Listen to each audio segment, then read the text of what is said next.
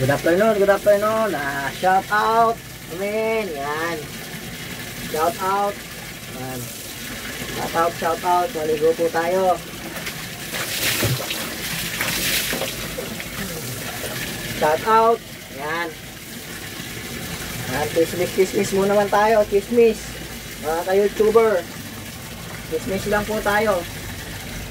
Bang naliligo. Kasi papasok na tayo. Yan. Shout out kay Kuya. Yan, yung pumuna kay Diwata. Yan. Kuya, ang importante nakakatulong si Diwata sa mga tao. Marami siyang natutulungan. So, tulong pa rin 'yon. So, ganun talaga, tama naman ang sinabi ni Diwata, nakakatulong siya. Para sa akin, nakakatulong siya. Kasi kung wala siya diyan, walang mga trabaho yung mga tao, hanap pa sila, mahirapan pa. At least si Diwata, ayan, marami siyang natutulungan. Ayan, shout out kay Idol Diwata. Ayan, pares overload. Ayan. Ayan. Ayan, ligo tayo. Ayan.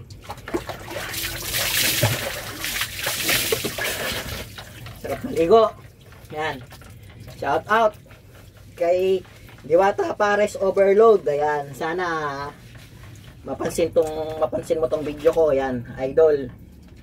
Ayan, tama naman ang sabi ni Idol Diwata kasi marami siyang natutulungan. Tama po yun. Kahit na nagtatrabaho po sa kanya yung mga tao, nakakatulong pa rin po siya. So give and take lang po yun. So yun po ang ibig sabihin niya. Kaya wag po natin punahin si Diwata. Kasi marami siyang natutulungan.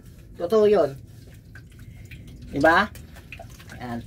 Shout out. Ayan.